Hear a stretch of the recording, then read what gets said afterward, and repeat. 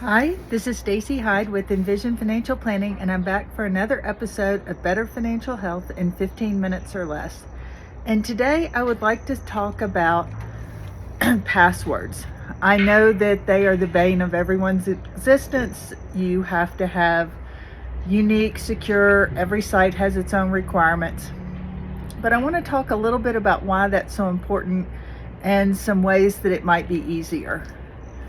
I would say the most important thing is that your email that you use as your go-to email for purposes of your financial accounts be different than your password that you use for any banking information. That to me is the most important thing you can do. And it needs to be a good password, not your kid's name or your grandchild's name and the year you were born, because those are easy to guess. If you've never Googled yourself, Google yourself and see just how much information is out there on you so that you understand how important a secure password really is. And then create a password, and you can write it down. You can have a piece of paper that you keep it on, but be careful if there's people regularly in and out of your house that can be compromised. I personally use a service called 1Password.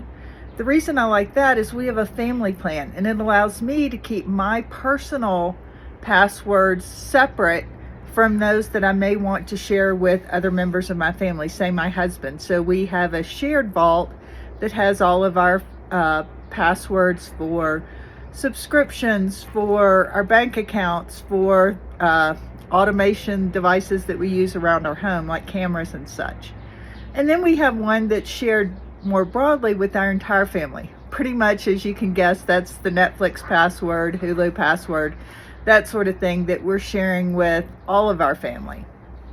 So I think that's important to have something like that works. The reason I like 1Password so much is that I only have to remember one password, that's the name, and then everything else will autofill, but they're very secure, unique passwords. And I do have a fairly long password that is my primary password, but the only time I use that particular password is to get into my vault, and they encrypt all the passwords. So without the secure key that is my personal password, those passwords are not accessible to anyone else. And so I think that that's a real key thing.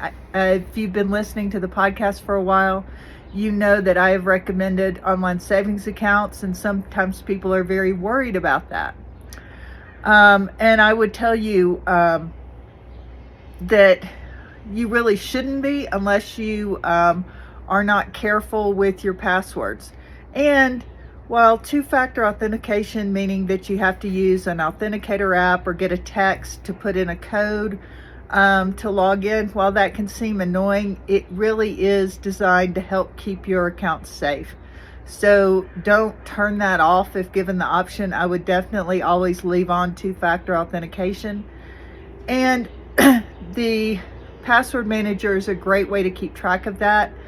For example, 1Password has an app that I have on my phone. So even on my phone, I can use that to fill passwords. I'm not saving that to my Apple account. Wall Street Journal about a month ago had an article about how Apple was great, but if your phone got stolen and somebody had hacked your passwords, they could potentially get access to your passwords. Whereas 1Password, it's completely separate from Apple. So if you lose your phone, you can get it back. You just need that one password that you use to access it. It also sits as a little add-in on my internet browser that I use on my computer. So it does make it easy to keep secure passwords and to keep it secure across devices. So that is my financial tip for today, because financial fraud is real. The bad guys are getting smarter. Always be careful when you're going to any financial services website that you've typed it in correctly, that you're not following a link in an email. A good rule of thumb is if you get an email about an account, don't click on the link. Go directly to that website and log in that way and see if you can find what they're talking about. And if all else fails, the phone is also a great way to call the number on the back of your card or call the number on your statement and see if it's actually something that they sent you.